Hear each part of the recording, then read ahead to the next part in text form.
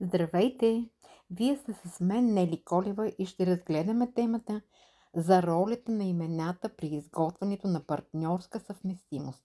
Какво не знаем за съвместимостта? Било то любовна или партньорска съвместимост.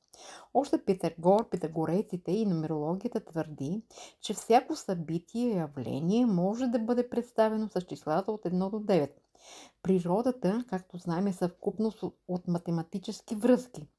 Учителят Петър Дънов за числата и буквите в името говори: човек е една математическа формула.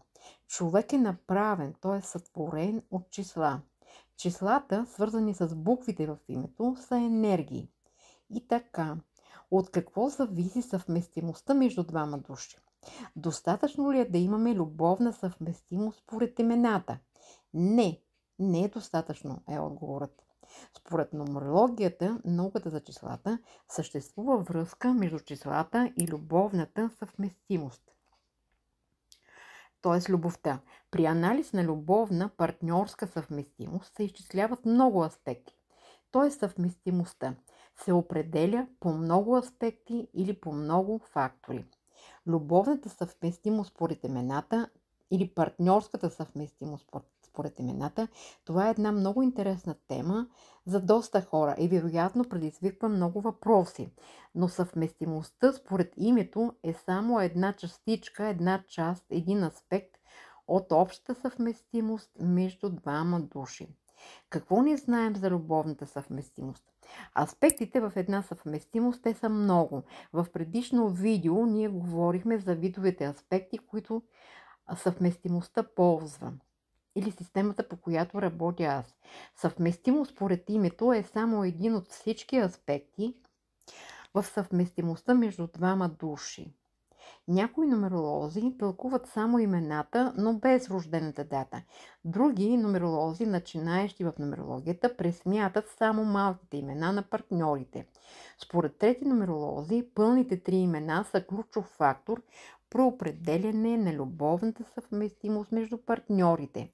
И така, въз основа на единствено и само сравняването, т.е. съпоставката на имената, чрез числата, на които отговарят, се правят нумерологични анализи, тълкования и се подрежда пъзел за съвместимост между партньорите. Но в любовната нумерология, ползвайки нумерология, астрология, числата, цифрите и базирайки се само на съвместимост по имената, можем ли да дадем отговор на въпроси като следните, например? Подхождаме ли се с любимия човек? Един за друг ли сме двамата? Любовта и брака колко дълго трае? Има ли продължителност на връзката на партньорството? Каква е любовта?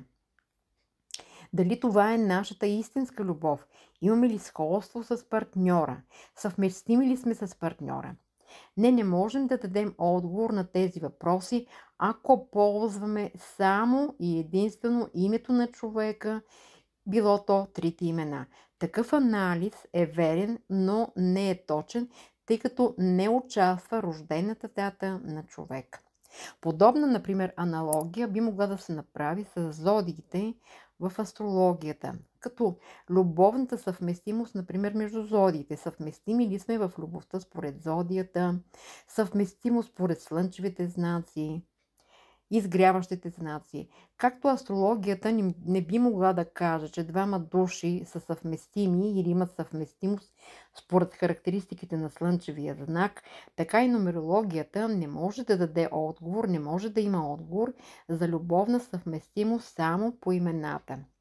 Какво още трябва да знаем?